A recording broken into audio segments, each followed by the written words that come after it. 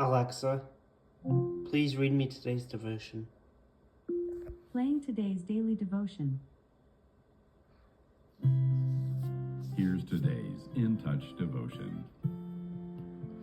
Today's scripture reading is Judges chapter 7, verses 9 through 25.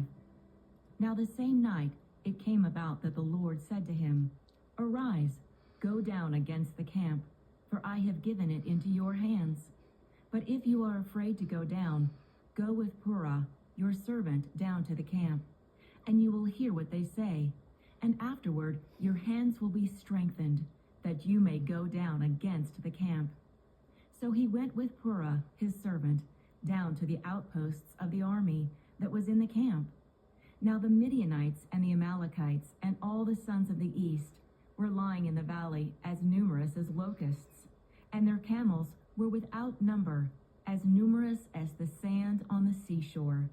When Gideon came, behold, a man was relating a dream to his friend, and he said, "Behold, I had a dream. A loaf of barley bread was tumbling into the camp of Midian, and it came to the tent and struck it so that it fell, and turned it upside down so that the tent lay flat."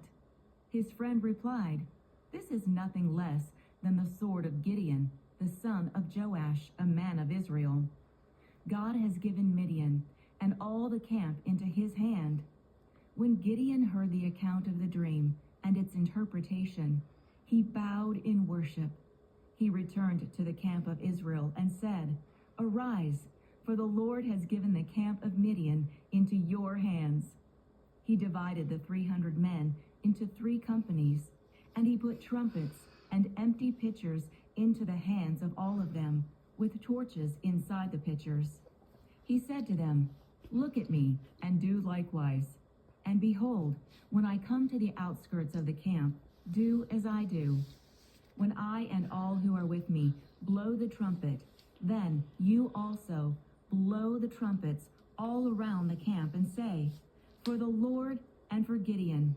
So Gideon and the 100 men who were with him came to the outskirts of the camp at the beginning of the middle watch, when they had just posted the watch, and they blew the trumpets and smashed the pitchers that were in their hands. When the 3 companies blew the trumpets and broke the pitchers, they held the torches in their left hands and the trumpets in their right hands for blowing, and cried, "A sword for the Lord and for Gideon." Each stood in his place around the camp, and all the army ran, crying out as they fled. When they blew 300 trumpets, the Lord set the sword of one against another, even throughout the whole army. And the army fled as far as Beth Shittah toward Zerah, as far as the edge of Abel Maholah by Tabith.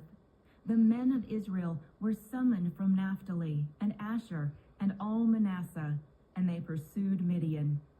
Gideon sent messengers throughout all the hill country of Ephraim, saying, "Come down against Midian, and take the waters before them, as far as Beth Barah and the Jordan." So all the men of Ephraim were summoned, and they took the waters as far as Beth Barah and the Jordan. They captured the 2 leaders of Midian, Oreb and Zeb, and they killed Oreb at the rock of Oreb, and they killed Zeb at the winepress of Zeb, while they pursued Midian. And they brought the heads of Oreb and Zeb to Gideon from across the Jordan. In yesterday's devotion, we heard about God reducing Gideon's army from 32,000 men to just 300 before an important battle. Let's examine what happened next. Naturally, Gideon was anxious.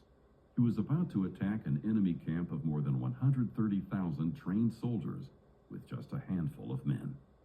Out of kindness, God gave Gideon some encouragement by allowing him to overhear an enemy soldier recounting a frightful dream, a vision of Israelite victory.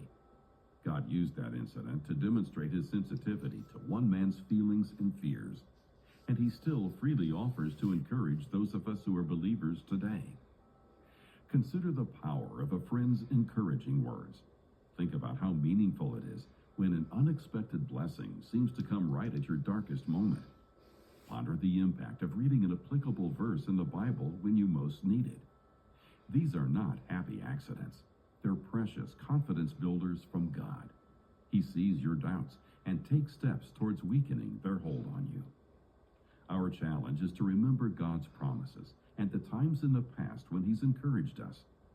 Standing on the evidence of His faithfulness, we can boldly face the future, knowing that we're not alone. Alexa, please read me today's Bible verse. Here is a Bible verse from the King James Bible. Genesis 7:20 reads, 15 cubits upward did the waters prevail, and the mountains were covered,